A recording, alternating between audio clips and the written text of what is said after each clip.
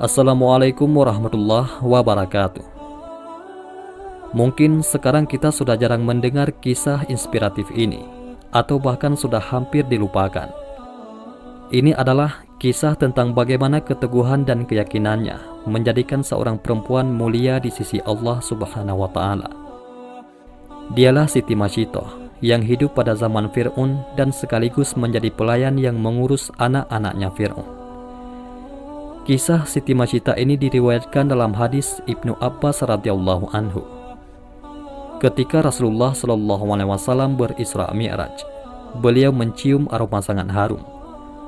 Penasaran, Nabi Muhammad Shallallahu alaihi wasallam bertanya kepada malaikat Jibril, "Harum apakah itu wahai Jibril?" Malaikat Jibril menjawab, "Itu adalah wangi dari kuburan seorang perempuan solehah bernama Siti Mashiitoh dan anak-anaknya." Siti Mashiitoh ini digambarkan sebagai sosok yang memegang teguh kebenaran dan keimanan kepada Allah Subhanahu wa Ta'ala. Kala itu, beliau menjadi pelayan dari Siti Asia, yaitu istri dari Fir'aun. Siti Mashiitoh bertugas mengurus anak Fir'aun. Seorang lagi yang dekat dengan Siti Mashiitoh bernama Hazakil. Ia adalah pembuat peti, tempat Nabi Musa belita ditaruh untuk kemudian dihanyutkan di sungai, dan kemudian Hazakil menjadi suaminya. Siti Mashiitoh dan suaminya ini sudah beriman pada Nabi Musa, namun mereka menyembunyikan dari Fir'aun. Namun suatu ketika, Mashiitoh menemukan suaminya telah meninggal dengan cara mengenaskan, yang ternyata dibunuh oleh Fir'aun karena ketahuan sebagai pengikut Nabi Musa alaihissalam. Siti Mashiitoh sangat sedih melihat kondisi suaminya, namun beliau bersabar dan berserah diri kepada Allah. Beliau berkeluh kesah ke istri Fir'aun, yaitu Siti Asia. Sang istri raja ini pun memberikan nasihat agar Mashiitoh dan anak-anaknya sabar. Namun, beliau bisa membaca isyarat dari Siti Mashiitoh yang beriman kepada Allah. Di akhir nasihatnya, Asia mengatakan bahwa selama ini dia juga beriman kepada Allah, tapi menyembunyikan di hadapan suaminya. Sepeninggalan suaminya, seperti biasa, Mashiitoh menjalankan tugasnya sebagai perias putri Fir'aun. Ada kisah sepele, tapi berdampak besar. Gara-gara sisir yang terjatuh, akhirnya terungkap jati diri Mashiitoh. Saat itu Mashiitoh sedang menyisir rambut anak Fir'aun. Tiba-tiba sisir dalam genggamannya terjatuh. Ketika mengambil lagi sisir tersebut, bibirnya refleks mengucap Bismillah. Ucapan itu membuat anak Fir'aun terkejut. "Apakah ucapan yang kamu maksud adalah bapakku?" tanya anak Fir'aun. Siti Mashiitoh dengan jujur mengatakan bahwa maksud kata itu ialah Tuhan sesungguhnya, bukan ditujukan untuk Fir'aun, yaitu Rabbku, juga Rabb ayahmu, yaitu Allah, karena tiada Tuhan selain Allah, kata Siti Mashiitoh. Jawaban itu membuat anak Fir'aun tersinggung, berarti ada Tuhan lain kecuali bapaknya. Anak Fir'aun itu mengancam melaporkan keyakinan Mashiitoh tersebut kepada bapaknya. Namun Mashiitoh tak gentar, karena ia yakin Allah adalah Tuhan yang sebenarnya, bukan Fir'aun. Laporan anaknya membuat Fir'aun murka. Ia tidak menyangka pengasuh anaknya adalah pengikut Nabi Musa. Mashiitoh dipanggil, lalu ditanya oleh Fir'aun, "Apakah benar apa yang disampaikan anakku? Siapakah Tuhan yang engkau sembah selama ini?" Mashiitoh tidak mengelak tuduhan itu. Dengan tegas ia mengatakan, "Betul bahwa tiada Tuhan selain Allah yang sesungguhnya menguasai alam dan isinya." Jawaban itu membuat Fir'aun semakin marah.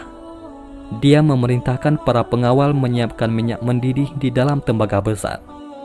Wadah panas itu menggodok Mashiitoh beserta anak-anaknya.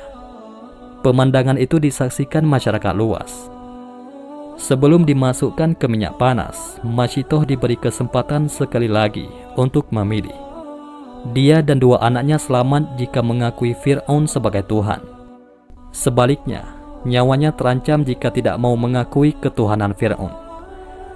Sebagai perempuan beriman dan meyakini Allah Subhanahu wa Ta'ala, Siti Mashiitoh tidak gentar terhadap ancaman Fir'aun. Beliau tetap yakin Tuhan yang sesungguhnya hanyalah Allah, bukan Fir'aun. Pendirian Mashiitoh semakin mempermalukan Fir'aun.